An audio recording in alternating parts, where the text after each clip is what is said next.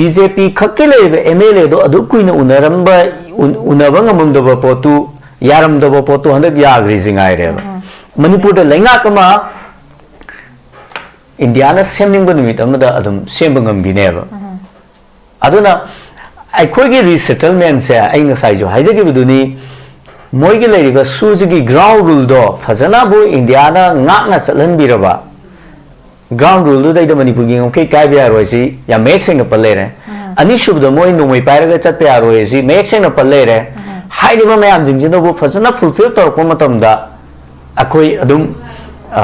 resettlement, Yadayava from Maneva. Nasi Tadogi, Kambu, Sida, Chatok Sintori, Natra. Mayama Adum Unarivan at the Neva. Aduna Lansi, my tasting you in the D. Sekudamoina, Akwegi, Oiva, political Oiva, Ezenda, my Amama Pukana, Pukalaga Maduto, none of the means who Manipur the Tang ever. Tang is a cake in order, Adumum Torpomatum, the Maze, Namdan of Gidamata, Matum Supadamoy, Mikuna home sing the lave. Adubu, my taking my octa labor sing door. Moigidamokta, the free Tadoga Tambiri. Sigi, Figum Zinareva, Manipur, CSO, my am sing the Mapang and Kanbangam Drizia, Massachusetts over Maramam. Adubu, a coin hand of the part owning the part tonatoning Budugi, Wafum to the Meeyam the labor. Political leaders in Sumare, political leaders in Zigi, Magi lady, political consciousness, saying, hey, Kaiser Budoina, Lebaxi, Lyric Haber, Meeyam, the Luching Bigado, Moy Meeyam, the Tengugi type, the Mangat Lola Lake of Nina. Tikada or Meeyam Zing, Sen Pakalakan, the boat, Pagamoina, politics data. Kong Tanga, Nina, Moinanga, intellectuals in Duna, Karim Navum, Karim Navim, Tarak Treva. Mam do more talk of Duna. You be later than a Kagan, you be over Potma, a Kogi Kunai, the Tar, even in a high tare. Aduna, Hojek lady, but post today the Maite, a Kogi, Popumze, Yamna Louis, a queen of Channing, a queen of Nanging, a queen of Toning, and a Pangaya, the Bama. Combine Tambine, Sargana, Pai, Kong Tanki, upon the Pirapa, Hosik, my ising Aki, but Changana IDPs in the relief of the Hallaroi have a lot of Philip, Combine Tambine. A quickie relief came to the river, Lanzenda Abam, Ravok Tirba Meeyam Singza, Sigi Magi Liboxi, Hosik, Moina, Hunting actress, they the Magi, Mating Matona, Ma, Sweden Kilam Bayako. Adubu, a quay relief came to the river IDPs in Sa. Moja day that's over Moy the pain the bar, Ningam the Malay was it. Heidi Moina Langenaraga lady from the relief came la, Natraga Ziela, Nasagi lady IDPs in Sina, what again today the no sheet away, any sheet away. Kainoma pain the Mama High or Reverend Dangshin Tokadavani, Adu, pressure ma'am to weaver. Siju relief came to let him by musing Sina, relief came to leaning up to the leaning up to begin to Masaka Manevacom. Me must share a pomatum than that. Me must see a habitugi Kapadunataba, Madugi, paint the Manuaita Dunataba, Katawai the Polo the gay habigi. A chowa controversy me among slave, and the Kuiduna Gualta Vidiki, me Malagi de Mamang the Legi, the Matam the municipality, the Poloi high. High the municipality, the Poloi by sea Masaji Kadai, the Gino Carino, Kangdra Midus in the Vodi Poloi Neko. Yes. Adu Masagi relief came using to Sudamina Poloiba. Adamana Lady Vapoche, Tawum talked about Kogi. Tawroid of a fever Meeyam Moy the Ting of Sigi Meeyam Zingina Moji, I coin a lady, relief the lady, zeal the lady, Habigi, question number labor, I darren. Politics, Meeyam Yoba. Secudamoin among the Kogi Navanas, I be giver. Electoral the Chancelum Bagi, Adumba, what hope of labor. Relief came Zida. To Swan Manzona, he knew Meeyam Zing, the political pressure, PB, politics toxin, Biba Meeyam Zingja. Season as Moji, I coin a ladies, relief la, Natraga, coin a ladies, Zilla, Kashum Sangla, Hibigiko, Moy the Wang Meeyam later, Karinum get quite a relief the lady, no gun, the conserva, me Meeyam labor, do the Moy hunting up to be Masaxo Meeyam labor. Hojik Moina halaktabagi potse sijina manipuri ngaukai kaidanabagi manipuri haidi maramdamda haningbagi ithilama chauna mating oina leibado madadi yam phabako aduna akoiji hojik wakhalji mayam ama relief ta mi mayam leiriko moigi damakta koi kai toksika habagi phirep sa ngasi manipur miyam da ju chenbam changba ngasi maksu IDPs miyam na lamboi khongnang khong sidai da protest toriba haugiba खोगी जनवरी दिसंबर की तांग अमदगी ngasi bok toruk pasidai da na aiju nong chacharui madudai da uri si relief camp gi IDP Meeyam jing do aduiduna la aka da protest tawba aduiduga akhoi gumba Meeyam chatlaka da wa ngangamba sigi oiba pot amadu oina leiba haidi IDP Meeyam da changjan jariba ihok sidai da coordinate oiba Meeyam gi oiba apunba magi understanding ama sagat pinanaba organize oiba form of the pukhat pinanaba manipur sidai da political parties u leite civil society ju leite bodong ure haidi protest ori du dai da se ngasi numit kunga kun numit kunni sure natra ngasi numit kunni sure sidai da yamna organize oiba mong da mobilize oiba mong da Kurai kambuduna ngasi lakpiu mayang Imphal kambuduna hayeng lakpiu gaina phasana mobilize torakanda IDP jingdugi pungning thogat piba yaba mongi keno se akhoi ihog jingse mami tadaba ngamdabagi phibam ama dum leiba haitare aduna IDP jingsina hau duna chongjabagi taka kamasu dum IDP jingsigi mitmangda uba masina hojik tori ji pen de have na te ko hojik tori si la le have na te tobum thokpa sang da magi pukhatpam thokpa sang ama leidna madu ngasai gi IDP jing si dai da u da gi moina wakat mi fam chaluraga halakpa matam da moina ngangna ba moina as akhoi gi ihog do akhoi kangbu dang na phami mi Meeyam jina kamain to biri khot piri support to bi ba to adu ma Meeyam ma moi da urakta ba je siju moi da pungning sondha na gi ma cha ka mo oeba handak loop Meeyam amana jaga da chatlaga lekpi bado pungning chauthom gane ba akhoi gi damok to moi lakpi ko hai ba se pungning chauthok gane ba aduna sigum Meeyam ji lak president da ngasai gi relief ki lei ba mi jing se masidai de pen da ba Meeyam lei ba aduna IDP jing sina marak ta kari khalake da meeting ama tawne haragadi rally in sakane haragadi akhoi Meeyam loi ho chatle aduga akhoi gi ba pot lak pa matam dadi Meeyam jing sina participant tawbiri ba chang se kadai bok yongna tawbiri ge kholi ge haibagi sigi chang se si khara kano leirak ba aduna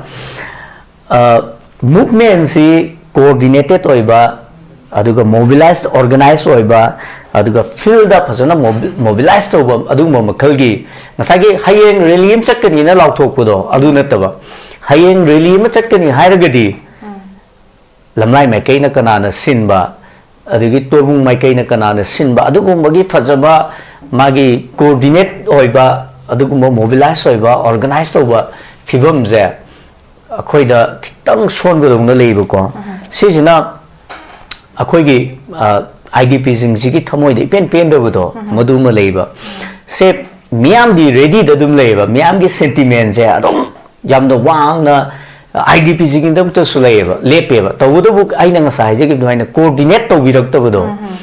meeting of fam jara gadi gari je kamaine haji transport kamai arrange tawni tawro hargana lekai ge mera pai bi sina noina ngamna na ba lupat manga tra chengkhat raga lak piro da bo highway gi message sama yoba ngam da ba hai tare ne ko sigum bagi khoi da organization gi magi keno da modalities da khoi je khitang sonda ba hai tare aduna sigi phibam jidai da ngasi relief ta leiriba meeting se masa gi maram dam da loina haning bagi achau maram ma su oiba aigi khoiri nang from da haning bagi magi ithilama adu matakta relief camp sidai da hogi bachai ani makhai lerak pasidai da ai khoina leiri si relief la ai khoina leiri si kaisum sangla ani gi khena ba ma iu urakta ba ahum subudana ngasai gi IDP singi oi ba magi yogo ma lakpa matam sidai da piriba response soiri ji Meeyam na te ko Meeyam di IDP singi ihok chidai da mapung pana sawgaleba sawgatori bazigi consolidate tawba magi focus point du karino haiba ma thamaktabuni na madurei da saram khoirang naraga leibigi magi keno du leiba tasengna relief koigi keno da tolbung do igera akoigi gwaltabi do igera natraga kangpopi do igera more do igera chuchampur do igera tawhange na bu khalagadi Indiana natraga leiriba lengaksina tawhange na khalagadi ngamdabagi wari leiteba ngasi jumi loi hainari ko national highway da akoi chatpa ngamde national highway da ngasi lanba ngamde na haeba ko ado jiri lambi da sing sak pusalai injang napi pusalai thau pusalai tawgen khalagadi jiri lambi da koi ngammiba pochai pusalakpa ngammiba from dudai da passenger puba ngamdri si kaigino aduna limited oina akoi da kai hai tare akoi bu namdaba yananabagi akoi bu yamna tapna akoi je sondananabagi achauba lalong ama achauba loktu na ba ma conspiracy ma leibaduna maramor kanda moina makhok phong kapning bu numidam kapa ngamini moina tawning bu numidam da nomai kap ke su ngame kaido ke su ngame moi loi ngame hai tare mase moi bu ngamhalliba sing dugi moi gi chaingak to na maramor kanda moi ni ngamjabaneba karigum moi gi chaingak se leita numitane moi karim ngamoeba aduna akoi hojiksi Meeyam se sibu consolidate tawbiba ngamba yamna political nexus leitaba kari hai tare yamna ichang thoba manipur da luf luchingba masa walakpagi mami ma akoi manipur da ui na idea maina ahan bigi ne thamse okay so thank you so much ambazana ozana thambire hujiksi kari gi damakta aikoi government gi de gi su policies program se maga kuina resettlement to bangam de pot leire adu masi se praja mayam gi su apam bani aduda mayam na mai pa nga masi sagat habenate sagat pasida consolidated to wisdom mapung fa ba wat ba phajana koi gi mobilize to bangam da ba swaida ho ba made de mak chang na leire aduga inside relief camp da kari awaba ting including political pressure yauna masi mayam se khang bangam makta ba de IDP sing china am khana relief camp da haning da bagi wakhalona ma chok ba polak pa fire pam lawrak pa swai gi matang gi chu yam namak nei ni ngai ni hai tare adubu hanjin bade haure hanbasida masi yaro habagi nomai kapsilak pa hujik phogi point di lai phobana phogi asok apana sina yaudra so it's a ngasagi yamna biggest threat ne haitare changbagi hek nungan bada sigumba ga tawrak pa dap tawrak pa adubu masida mogi ngaklo piriba singsina masibaksu lebe moi mapangan yamna kanbagi mawang ama uba adumak nasu mayamna hangnara ibani masigi makhada leirabra habagi wahang chu chawng thobei aja akogi santi je handil hanaba kan hona matam da it is very clear that kuki moigi press ne thoktana khotana moi group mayam je phongdori santi hanjil halak mokoi pamte adu taragadi sarkar na chathar iba makoina pangthora iba thabak thoram mayam asida sarkar na ngasi utleba yamna in action oiba thawong sing mayamna peningai oidraba lakhotraba khongthang sing sina maram oirakanda santi lakpada thingjiliba sisu makoi gi supam da mek senga leire akoi gi government asina akoi da uthora iba mawong matau makoi tor be action mayam je intentionally or akoi gi unintentionally singma thong sina bu hena akoi amu Meeyam si wana na bi masa amu hingat halabra hai besi kamai thambini yoja manipur gi Meeyam na su dum akoi da hujik leiriba singna base single lamjing jidai da popi si low pari lak da thai ba chandel gi da chuchampur da adegi di se kangpopi gi da ukhrul da mayam ma thai ba counter insurgency operation da achaupa thodang lo ri ba Indian army sing magi agency mayam jing je hai ri ba mayam jing da loi chale moi loi ui ba urasu destroy to di moi to de ba low pari lising manga tara thaba phom du de chatlaga low pari chani koktho me na hairaga mayam mang da I was to hai tare ko madum da leba ngajik tampak ta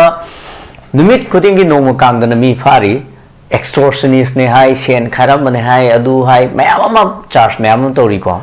sing da hai riba na sai gi shu da leba organization mayam du na office mayam du na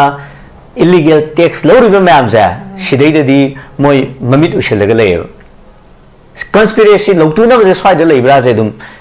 meyam sine irai lai na adum wakal ta bangam neba security arrangement ja yeng bio ba hujik su hai bi gre ko torbung no mai ka pa ga hairok ta combing operation to we na sab mane tampak ta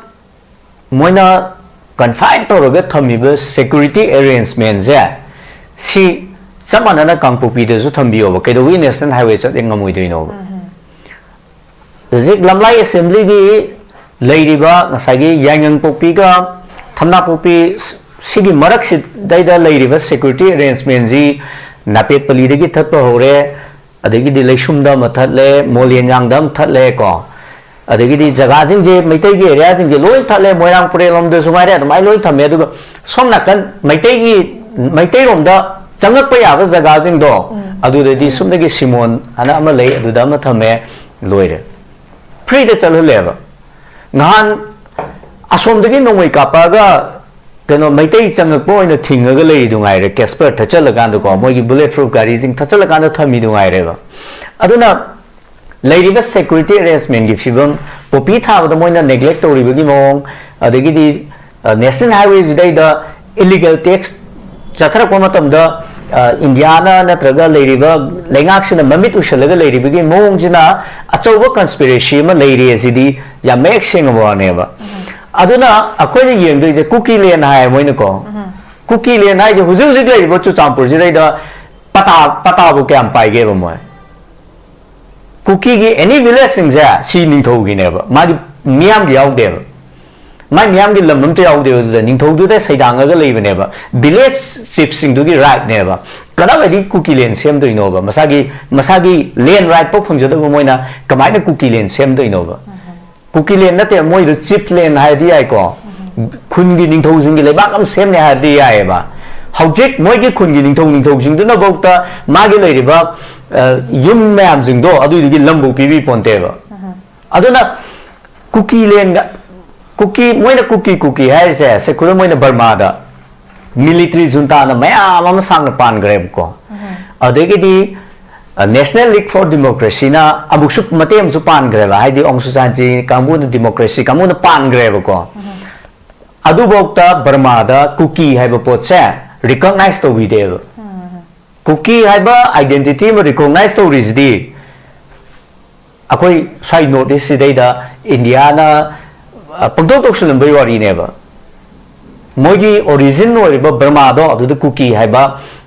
keno ze identity je recognize to video military junta khak na moi bu nam de bi ra to video na te ko military junta gi matung da mong ong sujan ji na luching ba National League for Democracy du na zu lengak pai gre ba adu matum de ju moi recognize to video de ba aduna hoi 1988 ki moigi military war matam du ID military crackdown matam du dai da Burmese refugee myam ma manipur de chelakhi si leikun da chandel gi leikul da moi official oina thamdana united khoi gi UNHCR United Nation gi kai gi myam na refugee status pb dana moi myam torom meba madu political asylum ma lo bududi border oiba pot di loi chane ba mase khudam oina Bhutan da Iran kankalak pa matam da Bhutan gi magi Nepali myam jing du chelaga Nepal da refugee oina hingi ko madu de gi mogi third world settlement to wi hai tare si Bangladesh ki war matam da Bangladeshi myam India da chelaga da moi refugee oi gi ba madu temporary oiba moi gi political asylum ma pi bidu ne ba ado manipur da ju madu gumba myam ma leibdi leirambai ai madu mogi border policy ni madu leiba khodi mukta chana ba pot ma reba ngasi ju India gi parliament da Bangladeshi adu da kan law rasu Sheikh Hasina India da my asylum law lei singai reba sidi politically chana ba potom di oeba adu bu chanai haidana political right oina ahen ba political right hai tare leiba ka semni manipur thuai ni haragadi madudai da India na sum tumina leirak paja masi tasengna achauba conspiracy amagi magi kenone khoi gi achauba mami amane hai tare Burma da bokta cookie hai basi identity oina recognize to bi na te ba chin nai ba ma torom ba ai thadou torom ba ai kate na mai tai ge ju torong bai ko moi di to bi ponte ba hari je military junta na su to bi banate adugi kaino na su magi moi na yam support to jori ba NLD na su to bi banate ba aduna manipur da madubu ma mayam du chele eraga MP oiramba amna sidaida lalo lupama sema kada madurai da passport pairaga ama toraga manipur thugaina chelakpa matamda India na tumina leiri se masi yamna manipur miyamna yamna mikupna hum singna yengadauba achauba akoigi conspiracy gi kano mani ase akoi khangina bam changeba aduna cookie len fangbagi wari di ai ngasai duni cookie gi village ship singi oiba cookie village ship len ama tan bagi di khangre mai miyam bo masagi right from koteba leiriba cookie miyam jing jamagi political rights ya ngasi bo phanguna te moi jing ngasi bo thada bo phangjaba kangbu na teba pulap kaino mayam jing nam chakki ngak taneba aduna political rights su phangdaba land rights su phangdaba mayam jing duna cookie land semni gaina hori ja kaisu magi leiriba miyam duna di kaisu taningam moeba leaders jing duna politically moigi master jing duga manara kanda manipur je thugaina na ba atamna na select budu gidi khangre ani shubuda ai hana so ai jabuduni India da state mayam same greba even manipur je 1949 da India da merge tawraba matung da akoi je part C state na thambiba thambiraba matung da manipur je state demand taweba 1972 da manipur je state phangni neba matam du de communal amuk thokteba Jharkhand semai ni tongana ko adagi di nangi Telangana tongana semai ni communal oiba kano perspective amadagi state amuk sem giba leite ai tare communal thokanda aduna manipur da ngasi communal irang thoi je masi atamnaba maitei singbu namthananaba manipur gi spinal cord ama yanglen saru oriba furup se masi wan nanaba masi kukurak kulhananaba torokpa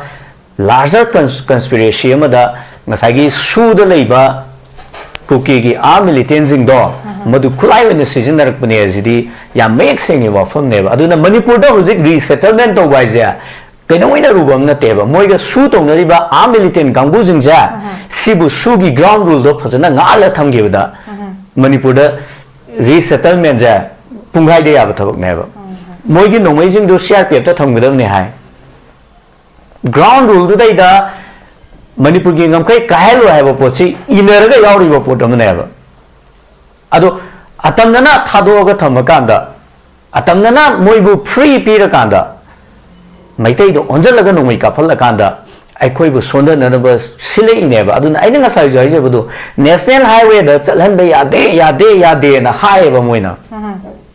ado jiri lambi da manipur gi miyam jina chana na pochai miyam puruk pujidadi yahali jingai ba yahaningi ba moi gi master du na yahaning ba poto adu di moi yai master jing du na yaning da ba poto adu di moi ya de ba aduna sigi sanari ba political drama je si akoi miyam yam hai sing na yengbam changi ngamninge na su panga ngang ba ya da ba tongninge na su pangtau to ba ya da ba adu gum ba tangka kamada maitai akoi ja akoi aruba perform amada lei aduna hojik suda leiriba kangbu jingjibu agreement da sign tongnabi riba kangbu jingduna fazana control toraga thambigi matamda resettlement aja atu matamda yagada pot amne ja edmai thamjani okay ja yam fazana thambiu jana yahan ge haragadi everything jemane loni yahan bangam bandana sagi resettlement ge IDP ge resettlement ge thabak sisu thamoi sangna makoina tawge haida holistic approach sang jangsin dare du bag yagada ba potni adu masi yahan dana thambasi wafam ni mem lai se swaista leidiba khogi motives na traga sakari agenda puba mayam haitare aja hojik sigi matang kita koi tawge do jan samang da first round second round highlight to video dum tawba yaba se asom da poche pusilak pagi da suni moine yaning pham de dum yahali yaning dam pham de dum yahande duna hojik thuklai besi resettlement gi process se kudak ta lepu kaina ga satlaung thoklak pa haida sumai hairak pa thingbaga jamna phong na yamna vol oin hairak pa aduga masila ngak na kemta haibangam da bese makuji kirida natraga kari is there any some sort of agenda laibra kari gi damakta se haihalaga dum leiri bana form sine tuna he changbagi hek nongan bada ju su haitare sigi poche khongthang seida aduna torbung gi attacks na yamna mayek sing hai tare mahak na tak li bisi karinu si kamai thambi ni ga akoina torbung gi attack su yeng je ko torbung gi attack lak tringai da khamelok ta hana kap ko khrabane ba masi agenda amagi magi keno ne ba ek ne bala ise moi masagi wakhal moi gi thought na te ba moi gi master jing du na sigum ba ma to wo ma tam da noi si matang chare si tawro hai bu du ne ba aduna akhoi si lady ba tampaki lady ba mai te akhoi myam se yamna pung chaning ta na wakan khanbam chang ba se kodamoi na akhoi da kitang confused ho ba mayam ma lei ba social media jing da kai da mayam ma thengna ba hai tare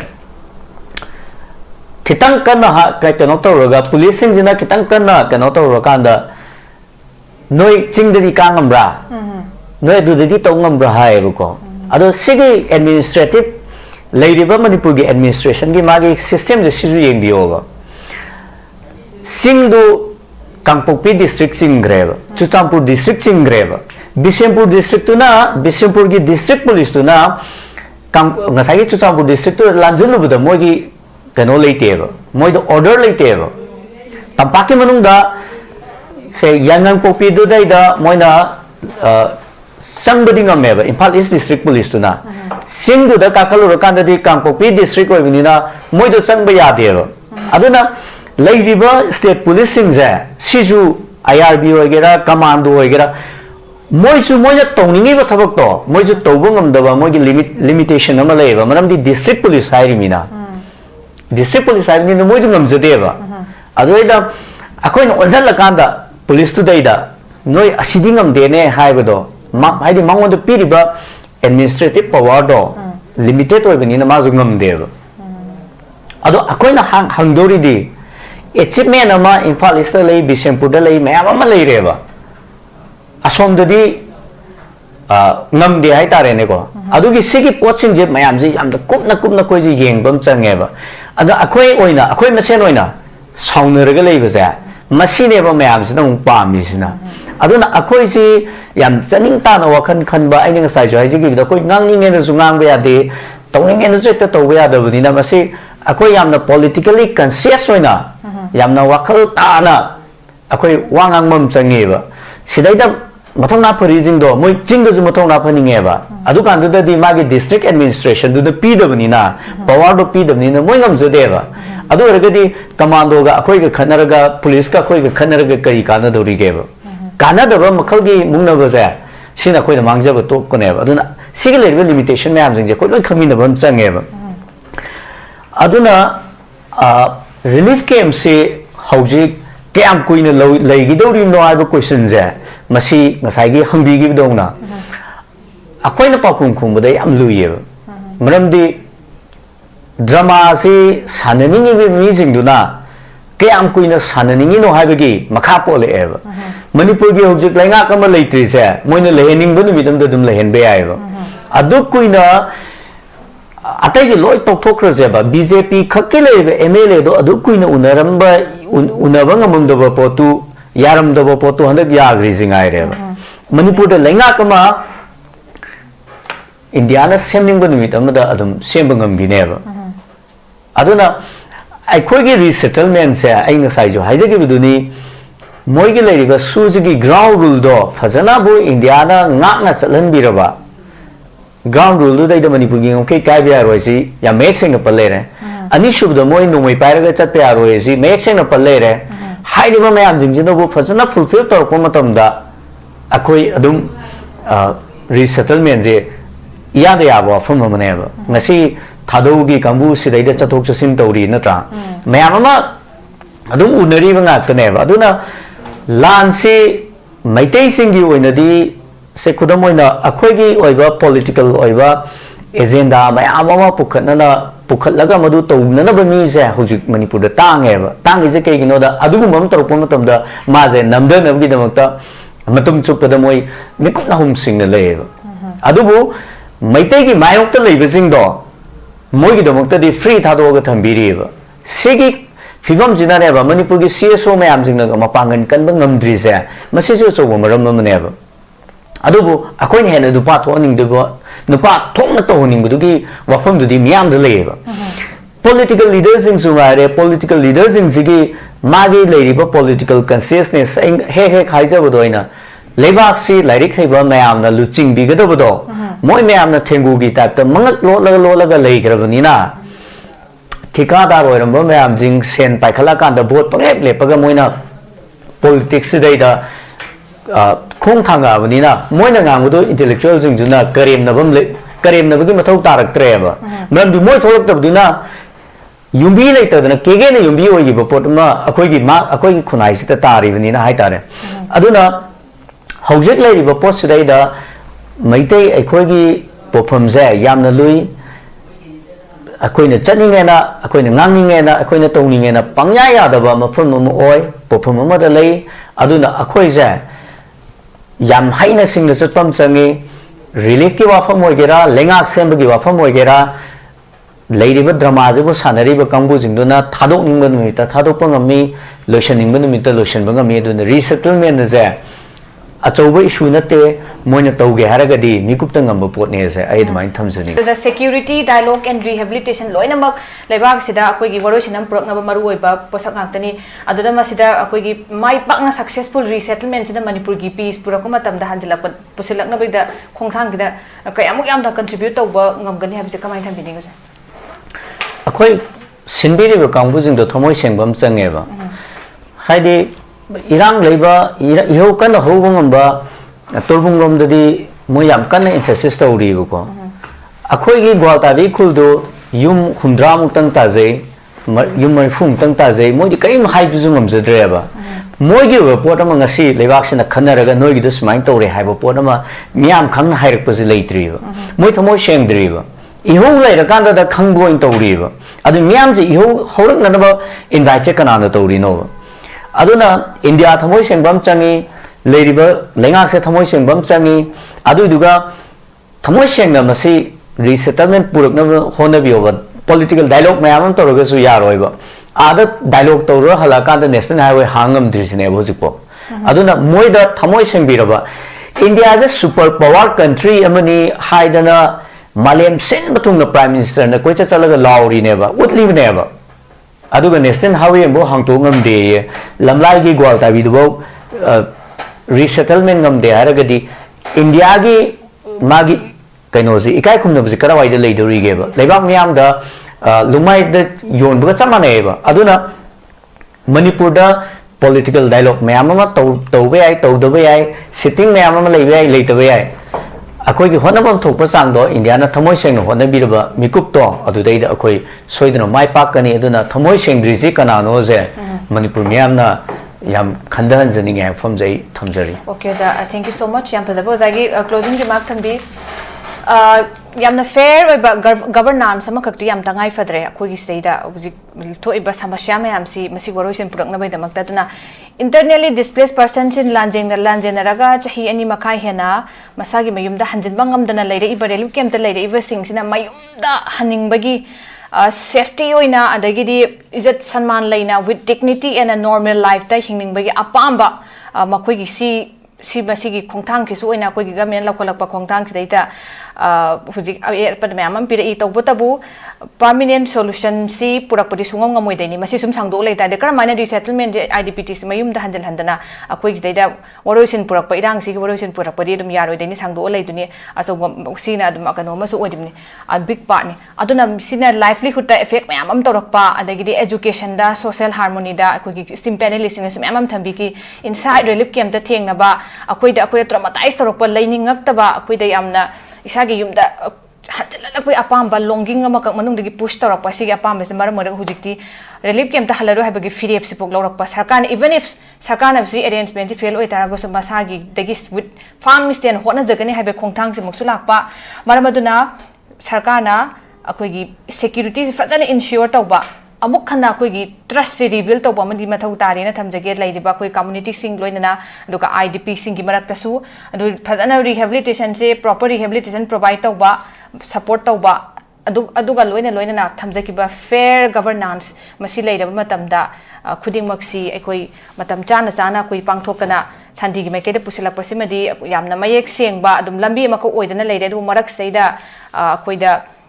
drama ꯁꯥꯟꯅꯕ ꯑꯃ ꯌꯥꯎꯕꯁꯤꯗꯩꯗ ꯍꯦꯛ ꯅꯥꯊꯩꯔꯒ ꯆꯠꯀꯦ ꯇꯧꯕꯁꯤꯗꯩꯗ ꯉꯔꯥꯡ ꯍꯦꯛ ꯍꯟꯖꯤꯟꯍꯟꯕꯒꯤ ꯅꯣꯡꯉꯥꯟꯕꯗꯁꯨ ꯑꯃꯨꯛ ꯇꯧꯔꯛꯄ ꯀꯥꯏꯗꯅꯕ ꯌꯩꯈꯥꯏ ꯊꯤꯡꯒꯥꯏꯅꯕ ꯃꯌꯥꯝ ꯑꯃ ꯂꯥꯛꯄ ꯁꯤꯗ ꯃꯌꯥꯝꯒꯤ ꯄꯦꯟꯗꯕꯒꯤ ꯋꯥꯍꯪ ꯑꯃꯗꯤ ꯑꯗꯨꯃꯛ ꯊꯣꯛꯇꯨꯅ ꯂꯩꯔꯤ ꯁꯣ ꯐꯦꯌꯔ ꯒꯕꯔꯅꯥꯟꯁ ꯁꯤꯃꯗꯤ ꯑꯁꯨꯛꯀꯤ ꯃꯇꯤꯛ ꯗꯔꯀꯥꯔ ꯑꯣꯏꯔꯦ ꯁꯣ